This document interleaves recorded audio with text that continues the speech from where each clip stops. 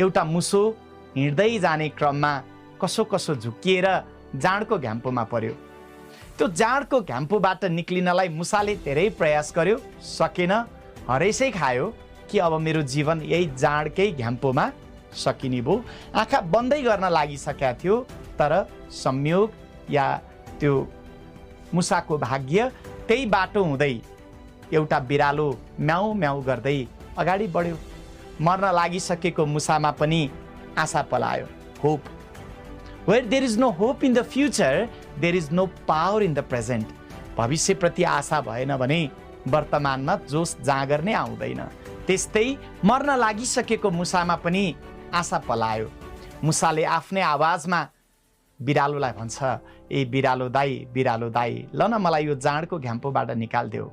बिरालोले भन्छ, निकाल्न त निकाल्दिउँला, मैले के पाउँछु? What is for me? मलाई के फाइदा हुन्छ? आज धेरै मानिसहरूले पनि भन्ने कुरा यही नै छ, म गर्न त गरौँला, मलाई के फाइदा हुन्छ? अब मर्न लागिसकेको मुसाले के दिन सक्थ्यो र?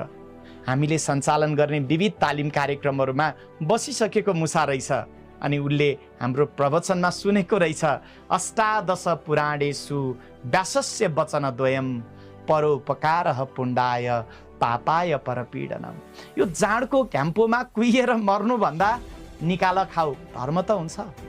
बिरालोले सोध्छ, कहिलेकाहीँ दिनभरि मेहनत गर्दा, शिकारका लागि प्रयास गर्दा पनि कहिलेकाहीँ शिकार नभेटेर भोकै बस्नुपर्छ। आज मुखैमा आएको आएर किन छोड्ने त? अनि बिरालोले भन्छ, निकाल त निकालिदिन्छु, धोका दिस भने? आज मान्छेको त विश्वास छैन त मुसाको के विश्वास गर्ने? अनि मुसाले भन्छ, ल आऊ न त दाइ, 12 बुधे सम्झौता गरौँ। अब मुसा र बिरालो बीचमा सम्झौता हुन्छ, एग्रिमेन्ट हुन्छ। त्यसपछि बिरालोले मुसालाई जाँडको घ्याम्पोबाट निकाल्छ। निकालेको त मुसा पुरै जाँडमा लतपतिएको छ। अब त्यो बिरालो कस्तो बिरालो रहेछ? जाँड रक्सी नखाने बिरालो रहेछ हजुर। आज मान्छे जुन चिज जनावरले पनि खाँदैन त्यो चिज खाइरहेको हुन्छ।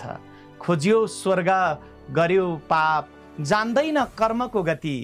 खोज्यो स्वर्ग, गर्यो पाप, जान्दैन कर्मको गति। रिट्ठाको रुख रोपेर कहाँ फल्छ कागती।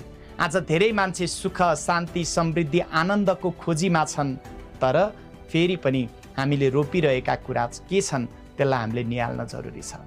बिरालोले मुसालाई जाँडको घ्याम्पोबाट निकाल्यो। मुसा त पुरै जाँडमा लतपतिएको थियो। अब जात फाल्नु गहतको झोलमा, कहिल्यै नखाएको चिज यो कसरी खाने?